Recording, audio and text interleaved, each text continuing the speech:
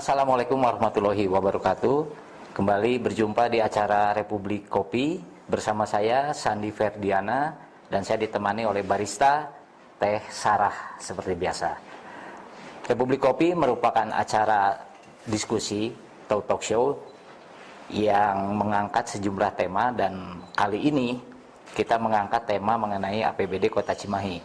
Kebetulan dalam kesempatan ini kita mengundang Pak Ketua DPRD Kota Cimahi, Bapak Insinyur Haji Ahmad Zulkarnain.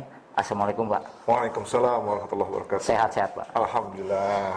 Alhamdulillah.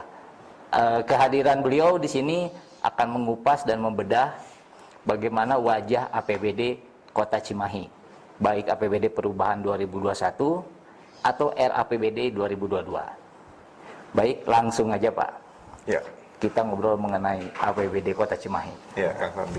Saat ini sudah sampai mana, Pak, pembahasannya? Baik itu APBD Perubahan Ya. atau APBD RAPBD 2022.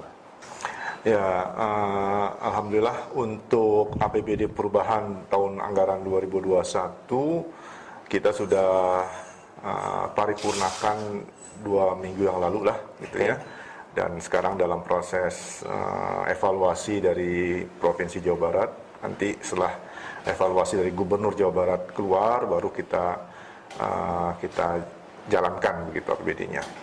Di APBD Perubahan tahun anggaran 2021 ini Kota Cimahi alhamdulillah ya banyak mendapatkan bantuan keuangan ya dari pusat maupun Provinsi Jawa Barat, sehingga di awal sebelum perubahan itu kita punya postur APBD sekitar 1,5 triliun, dan setelah perubahan ini mendapatkan 1,977, jadi hampir 2 triliun sekarang APBD Kota Cimahi di tahun anggaran 2021 ini. Ini tambahan ini murni dari APBD provinsi? Iya, banyak sekali bantuan, ada proyek-proyek besar yang dibantu oleh Provinsi Jawa Barat. Ya, pertama itu ada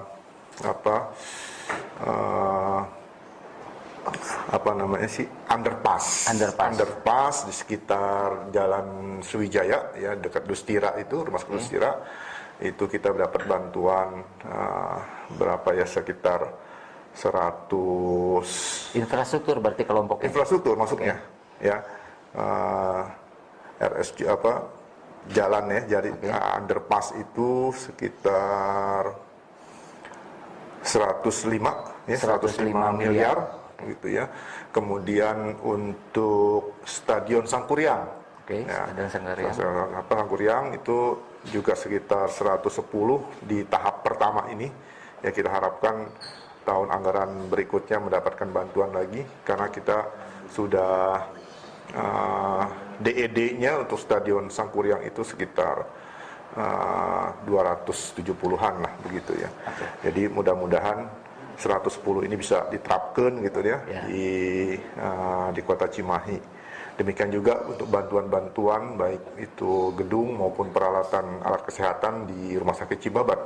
Jadi alhamdulillah total 411 bantuan keuangan dari Provinsi Jawa Barat kita terima di Cimahi, alhamdulillah. Menarik, Pak, tadi 2 proyek infrastruktur tadi, yang underpass sama Stadion Sangkuriang. Betul. Dia multi years itu, Pak, atau? Untuk underpass tahun ini saja. Tahun ini saja. Dan itu kalau nggak salah yang kerjain itu BUMN ya, PT Nindya Karya.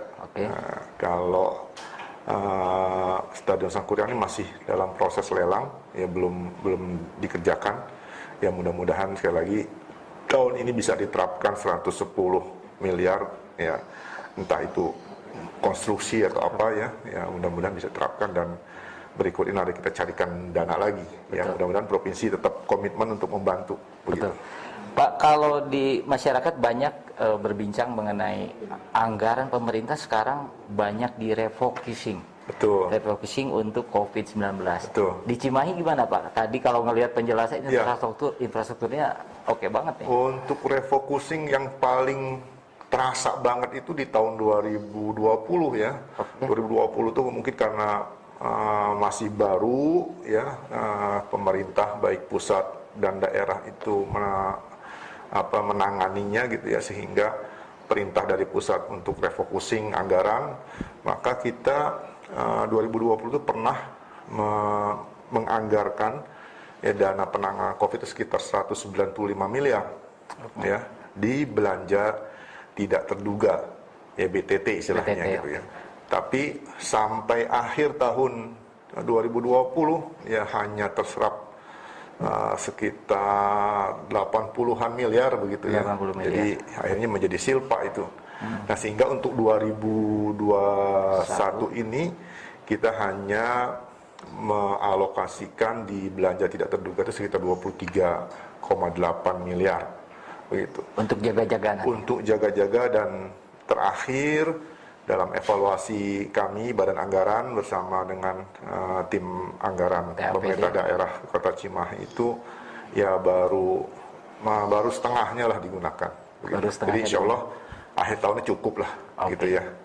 Pas sedikit bahas, kita coba tengok di 2022 kan Ya. PPAS KUA PPAS-nya udah masuk ya, Betul. udah mulai dibahas. Seperti apa wajahnya nanti Pak itu? Ya, pada prinsipnya yang pertama tahun 2022 itu adalah tahun terakhir dari pemerintahan Kang Ajai Ngatiana ini gitu ya. Yang mereka terpilih menjadi wali kota, wakil wali kota di 2017 sampai 22 ini ya.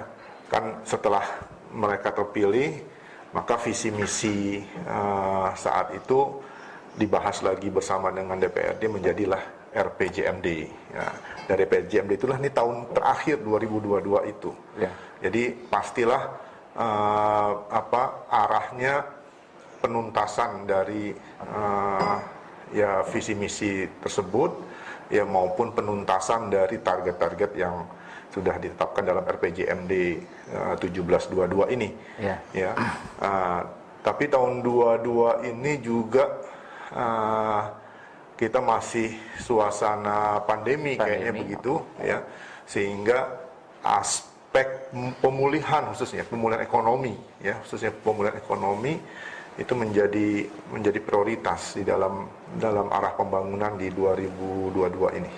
Begitu. Kalau boleh tahu Pak, RPJMD yang 5 tahun 1722 ini tingkat pencapaiannya dari hasil evaluasi seperti apa Pak? Karena di 2020-nya ada pandemi nih, ada Betul. COVID. Yang jelas setelah pandemi itu 2020 itu ya alhamdulillah teman-teman eksekutif ya, kemudian disetujui oleh DPRD, kita melakukan pembahasan kembali, ya, melakukan revisi terhadap RPJMD tersebut. Kalau sudah dipastikan nggak akan utuh gitu. Betul, ya, betul. karena ada hambatan katakan setahun 2 tahun dengan fokus penanganan COVID-19 begitu, sehingga kita lakukan revisi dan sudah selesai revisinya. Nah, pastilah ada penurunan target-target dari RPJMD tersebut. Demikian juga fokus kepada penanganan COVID-19 juga menjadi perhatian yang utama. Betul, gitu ya. betul. Karena itu diinstruksikan dari pusat ya, agar daerah ya mampu menangani gitu ya, COVID-19 di daerahnya. Dan alhamdulillah laporan terakhir yang kami ikuti gitu ya, di dalam rapat-rapat di Forkopimda ya, Pemkot Kota Cimahi menyampaikan progres yang luar biasa terhadap penanganan COVID-19 di Kota Cimahi. Begitu. Pak, pembahasan di DPRD KUA PPAS ini sudah di tahap mana Pak? Untuk KUA PPAS 2022 mudah-mudahan kalau kita targetkan dari agenda yang disepakati Badan Musyawarah itu akhir bulan ini sudah disepakati nota kesepakatannya. Akhir bulan. Nokesnya akan ditatangani bersama. Ya, setelah itu mungkin ada waktu 1 minggu buat teman-teman TAPD menyusun RAPBD-nya, ya, dan setelah itu kalau sesuai, kita biasanya tertib ya, kita taat dengan jadwal yang diperintahkan di perundang-undangan gitu ya, tidak boleh lebih dari 30 November. 30 Nah, November. jadi kita targetkan mungkin full awal November sebulanan gitulah kita akan bahas APBD 2022 begitu. Baik. Baik Sobat Republika, ternyata di balik APBD itu ada kerja keras dan ada peran DPRD. Kebanyakan masyarakat taunya eksekutif, wali kota, bupati atau gubernur gitu ya. Ternyata ada kerja legislatif yang luar biasa, dia yang membudgetkan, yang mengalokasikan anggaran yang dirasakan oleh masyarakat. Pak Ketua nih, satu pertanyaan. Ya. Cimahi kan sekarang belum punya wali kota definitif. Ya. Wakil wali kotanya pun belum. Ya. Mengganggu nggak ini proses ini? Secara administrasi ada hambatan-hambatan karena memang kewenangan seorang PLT wali kota itu ya pasti tidak maksimal dibandingkan dengan wali kota definitif.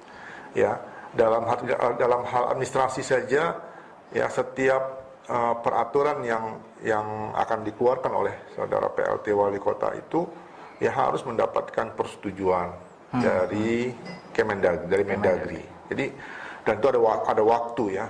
Jadi tidak bisa cepat begitu ya.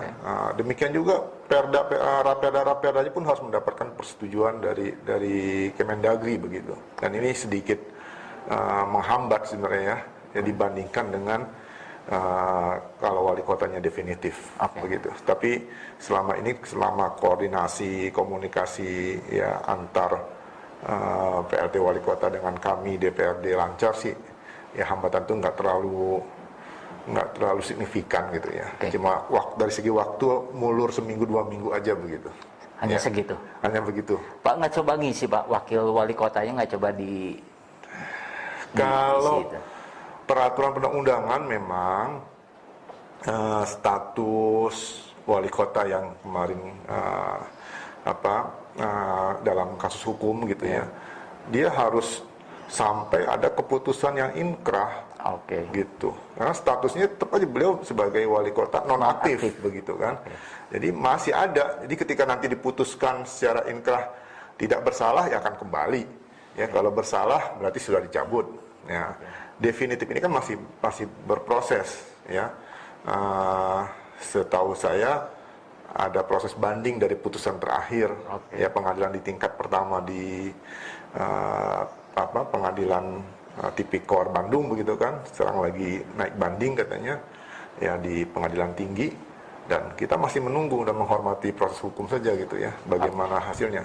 Yang jelas belum ada keputusan yang inkrah begitu, sehingga tetap status sekarang Pak Wakil Wali Kota Pak Ngatiana itu menjadi PLT Wali Kota ya terus dulu sampai ada inkrah dan kemudian ada proses selanjutnya secara administratif. Baik. Begitu. Baik Sobat Republika, seperti itulah kondisinya.